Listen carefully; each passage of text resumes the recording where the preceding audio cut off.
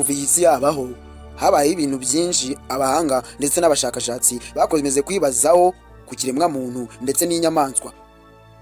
Kuva isi yaremwa hari ibintu byinshi Uwiteka Imana yaduhishe tutarasobanukirwa kubemera Imana.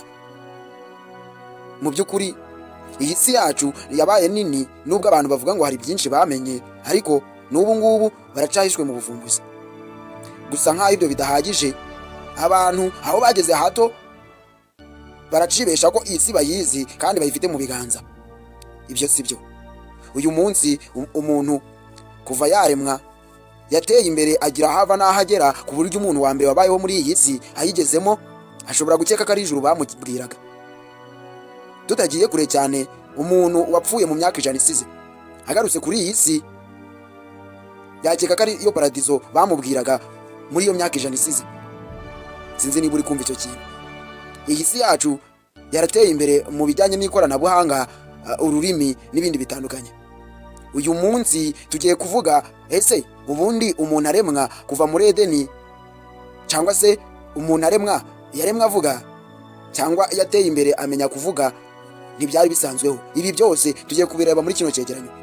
Nitwa Peter Kefajo Parazimendero, bahaye ikaze.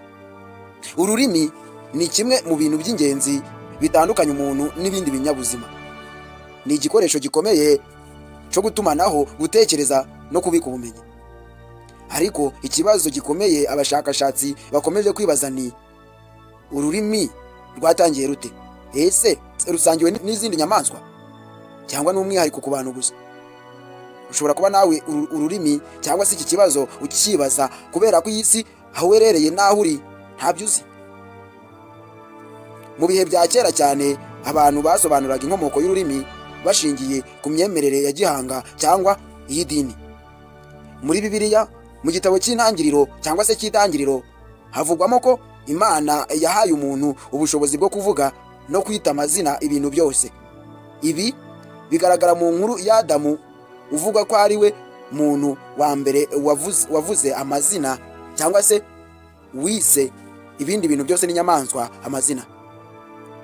Hari n'inkuru y'umunara w'Ibabeli, aho bivugwa ko mbere abantu bose bavugaga ururimi rumwe, ariko nyuma Imana ikabatandukanya ikabaha indimi zitandukanye. Iyi nkuru yageragezaga gusobanura impamvu isi ifite indimi nyinshi. Nubwo izi nkuru zifite agaciro mu muco n'iyobokamana, ntizishingiye ku bushakashatsi bwa siyansi. Ibitekerezo bya siyansi ku nkomoko y'ururimi. Abahanga mu by'indimi n'ubumenyi bw'ibinyabuzima batanze ibitekerezo byinshi ku nkomoko y'ururimi. Igitekerezo cya Bow Theory. Iki gitekerezo kivuga ko ururimi rwatangiye abantu bigana amajwi y'ibintu bibakikije nk'urusaku rw'inyamaswa cyangwa ibidukikije. Urugero, mo uko inka yabira, cyangwa se bakigana inzuki n'ibindi bitandukanye. Ikindi gitekerezo cya kabiri cyitwa Pow Theory. Ikico kivuga ko amagambo ya mbere yavaga ku marangamutima nk'ugutaka, kubabara cyangwa kwishima. Igitekerezo cya gatatu cya Yoyeho Theory, iki kivuga ko ururimi rwaturutse ku majwi abantu bakoresha mu gihe bakoraga imirimo ifatanyije, nk'igihe baterura ibintu biremereye.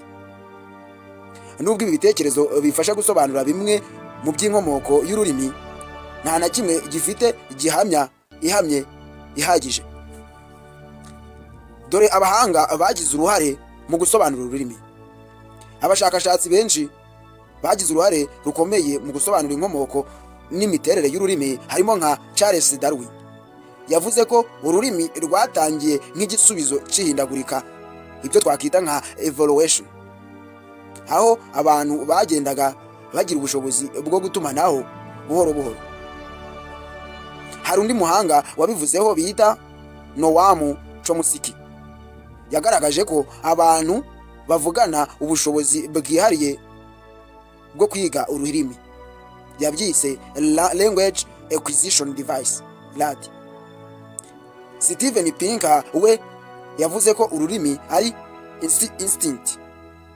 Ni ukuvuga ko ari kamere mu muntu agira, atari ibyo yigishwa gusa.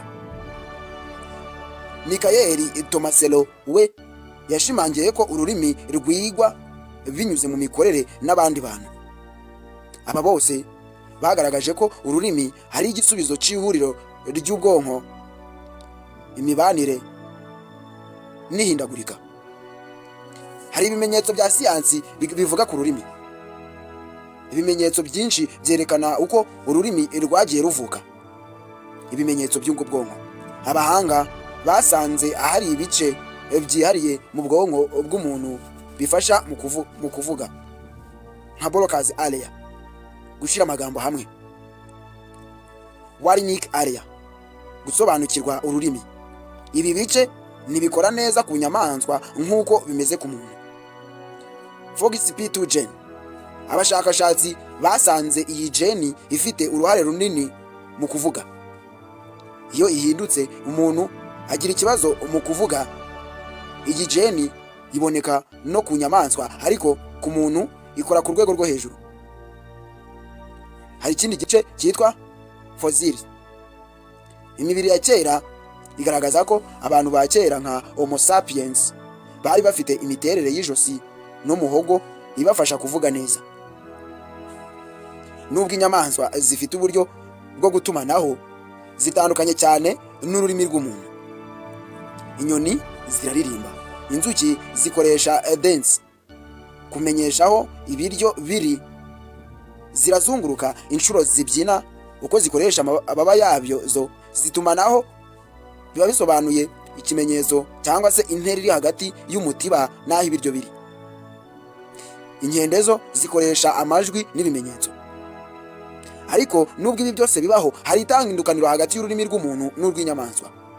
Umuntu ashobora kubaka interuro igoye, ariko inyamaswa ntiyabishobora.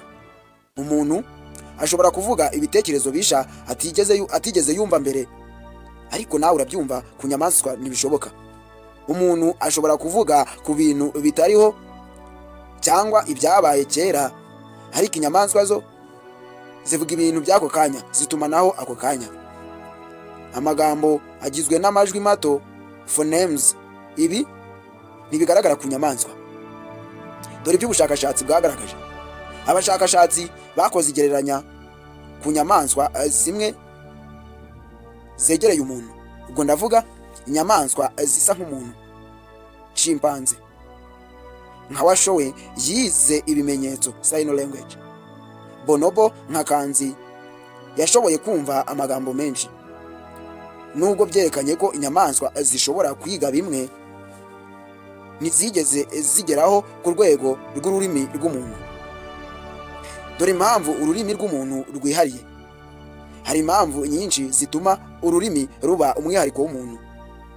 Ubwonko bunini kandi buteye imbere ku muntu, imibanire ikomeye hagati y'abantu, ubushobozi bwo gutekereza mu buryo bwimbitse, umuco, iterambere ndetse n'ubumenyi.